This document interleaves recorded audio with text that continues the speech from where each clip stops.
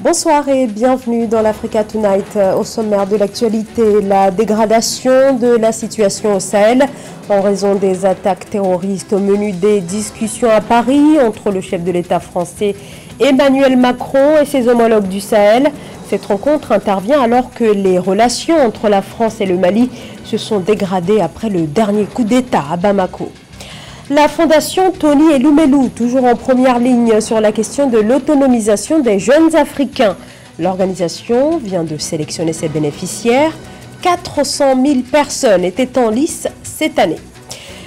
Pour le réseau des entrepreneurs africains, le continent doit mettre en place les dispositifs nécessaires afin de pouvoir saisir les avantages que présente le marché de libre-échange continental. Saïf al-Islam Kadhafi, candidat à l'élection présidentielle, le fils de l'ancien président libyen Mouammar Kadhafi, a présenté ce dimanche 14 novembre sa candidature officielle au scrutin prévu le 24 décembre, un mois avant les législatives.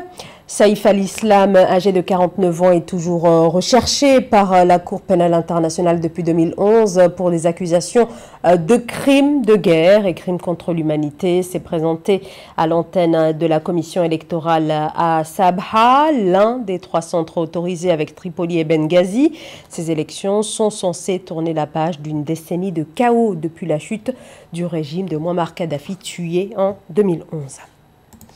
Le président français Emmanuel Macron a reçu vendredi 12 novembre ses homologues burkinabés, Roch Marc Christian Kaboré, tchadien Mahamat Idriss Déby et nigérien Mohamed Bazoum. Une réunion qui s'est tenue en marge du Forum pour la paix et de la Conférence internationale pour la Libye. Cette rencontre avec les présidents du G5 Sahel s'inscrit dans un contexte de déstabilisation de la région. Amenedji. Paris compte d'ici 2023 réduire ses effectifs militaires à près de 2500 ou 3000 soldats contre 5000 actuellement dans le Sahel. La décision a été prise par le président français Emmanuel Macron qui a reçu ses homologues burkinabés Roch Marc Christian Kaboré, nigérien Mohamed Bazoum et le président du Conseil militaire de transition du Tchad, Mahamat Idriss Déby en absence du Mali et de la Mauritanie. Il faut rappeler que Emmanuel Macron, je crois qu'au mois de juillet, avait donc était assez préoccupé par les putschs répétitifs au Mali et il a même dit qu'il en avait une sorte de défiance vis-à-vis de la réalité politique au Mali. Je pense que ceci a inspiré le retrait. Et puis il y a aussi la question du Tchad où il y a un coup de force qui a intervenu. Il faut rappeler que Idriss Déby c'était donc celui qui assurait l'influence française dans le Sahel. On sait qu'il y a 6 mois, Idriss Déby a été tué. La diminution des effectifs et le soutien aux armées nationales intervient dans un contexte où la France et le Niger restent sceptiques face à la volonté de Bamako de nouer des partenariats militaires avec la Russie. C'est la réponse politique, le retrait progressif des troupes françaises dans le Sahel, le Mali qui est confronté dans sa partie nord au djihadisme violent, à devoir donc compter sur la coopération russe, sans compter le fait que Wagner est dans les parages et tout. Je crois qu'il faut tout de suite trouver une sorte de monnaie d'échange ou plutôt d'exutoire à cet état de fait qui soit que les troupes françaises vont être dégraissées au fur et à mesure. Les chefs d'État du G5 Sahel et de la France ont convenu de corriger les insuffisances constatées pour une véritable montée en puissance de la force conjointe. Mais avant, cette lutte engagée contre le terrorisme au Sahel passe par la normalisation de la situation en Libye. La Russie entend continuer à livrer des équipements, des munitions et des armements et à former aussi des officiers maliens. Le chef de la diplomatie russe, Sergueï Lavrov, et son homologue malien Abdoulaye Diop ont réaffirmé jeudi dernier leur volonté de poursuivre la coopération, notamment militaire, entre les deux États. Pour justifier ce rapprochement, les deux pays invoquent le risque terroriste renforcé par le retrait partiel des troupes françaises. Joël Ballot. renforcer le partenariat russo-malien sur les questions de défense et de sécurité. Voilà brièvement résumé la rencontre en Russie ce 11 novembre entre Abdoulaye Diop, ministre malien des Affaires étrangères, et son homologue russe Sergueï Lavrov. En effet, cette rencontre, qui vise à impulser la coopération militaire entre le Mali et la Russie, intervient alors que le retrait partiel des troupes françaises est effectif. Nous sommes là aussi pour pouvoir vraiment trouver les voies et moyens nécessaires de donner une impulsion à cette coopération, surtout sur les questions de défense et de sécurité, parce qu'aujourd'hui, le Mali, en tant qu'État, est en train de se battre pour sa survie, parce que il y a des plans de partition du Mali qui existaient depuis longtemps, et nous souhaitons que le Mali soit mis à l'abri. Abdoulaye Diop a indiqué qu'il s'agit de mettre en avant un partenariat pragmatique, réaliste, qui fera preuve d'efficacité dans le cadre de la lutte contre le terrorisme. Une aide qui permettra aux Maliens d'assurer leur propre sécurité, défendre l'unité, l'intégrité territoriale, renforcer la souveraineté du Mali, en plus de trouver une relation gagnant-gagnant sur le plan économique et commercial sans imposition extérieure. Aujourd'hui, nous souhaitons pouvoir compter sur les appuis que nous avons demandés sur le plan des équipements militaires, mais aussi sur le plan de la formation et de tous les moyens qui permettent aujourd'hui à nos forces de défense et de sécurité d'être les premiers responsables de la sécurité du Mali. Quoique ça, c'est extrêmement important, ça doit être compris par tous que le Mali n'est pas en train de sous-traiter sa sécurité. Le Mali veut avoir les capacités nécessaires pour pouvoir assurer sa sécurité. Ce renforcement militaire russo-malien vient s'ajouter à l'accord militaire du 26 juin 2019, au cours duquel la Russie et le Mali avaient officialisé la signature d'un contrat de défense. À titre de rappel, depuis 2012, le Mali est confronté à une crise sécuritaire alimentée de revendications séparatistes et d'attaques terroristes, notamment dans le nord, le centre et le sud du pays. La fondation Tony Elumelu, la plus importante philanthropie africaine, engagée pour l'autonomisation des jeunes entrepreneurs. Lancé en décembre 2014, le programme d'entrepreneuriat de la fondation Tony Elumelu se consacre au financement des startups africaines. Depuis sa première édition, le programme a soutenu des milliers d'entrepreneurs à travers tout le continent. Marie-Raphaël Antolo. Ce sont exactement 4 949 jeunes entrepreneurs africains qui ont bénéficié du programme de formation Tony Elumelu 2021. Cette sélection a été officiellement annoncée le 12 novembre 2021. Ainsi, les jeunes entrepreneurs africains choisis parmi les 54 pays du continent rejoindront l'accord 2021 du programme annuel de la Fondation et recevront par ailleurs un capital d'amorçage de $100 000 et d'opportunités de réseautage pour promouvoir leur entreprise à un public mondial. Today, we will be unveiling nearly 5,000 entrepreneurs from across the continent. Aujourd'hui, nous allons révéler près de 5 000 entrepreneurs venus de par les 54 pays du continent. Ils recevront des fonds d'amortissement qui leur permettront de développer leurs activités. Aujourd'hui, nous regardons dans l'écosystème des affaires et évaluons les moyens de subvenir aux besoins primaires des entrepreneurs africains. Cela suppose l'appropriation de l'espace, l'accès aux formations adéquates, aux ressources de toute nature et au financement. Nous travaillons ensemble pour nous assurer que les défis liés à l'inaccessibilité soient résolus pour nos entrepreneurs africains.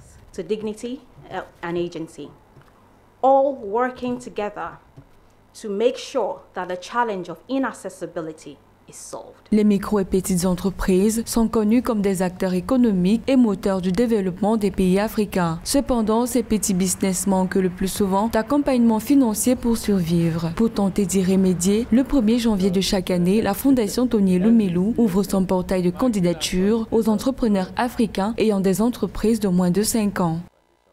In 2021, we trained En 2021, nous avons formé 10 fois plus d'entrepreneurs que nous n'en avions formés de 2015 à 2019.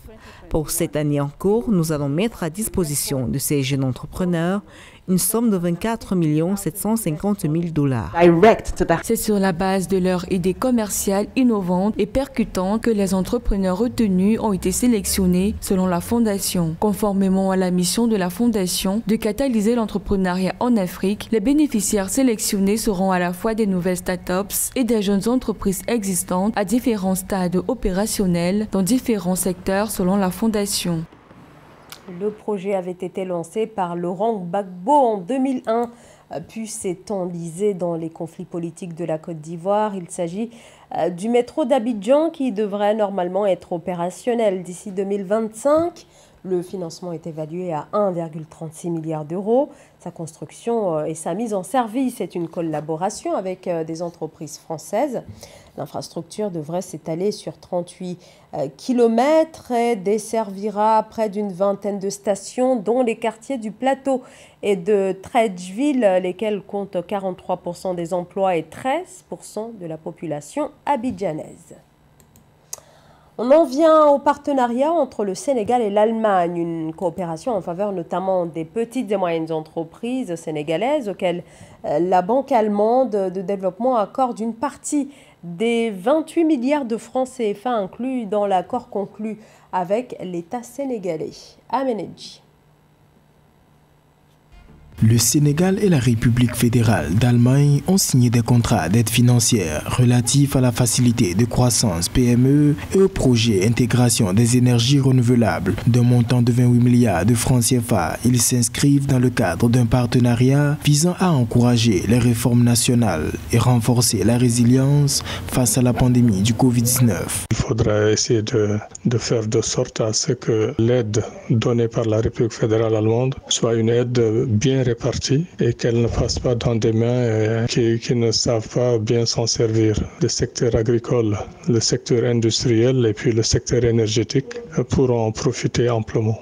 Par ailleurs, la coopération allemande compte jouer sa partition dans la relance de l'économie nationale sénégalaise, une dynamique qui se traduit par une allocation additionnelle de 92 milliards de francs CFA au titre des nouveaux engagements de 2021 lors des dernières négociations intergouvernementales. Donc le Sénégal, qui a justement un potentiel énergétique solaire très important, pourrait dans ce cadre faire valoir justement son savoir-faire qui commence maintenant à poindre, parce qu'il y a des projets justement dans la région nord du Sénégal qui sont très importants, qui ont vu le jour il y a quelques années. Et donc ça permettra aussi de relancer et d'augmenter les capacités en énergie renouvelable du Sénégal. Selon Amadou Hott, ministre de l'économie, du plan et de la coopération internationale du Sénégal, la mobilisation effective des engagements financiers globalement reçus ne saurait se faire sans l'engagement des parties prenantes pour une simplification des procédures de planification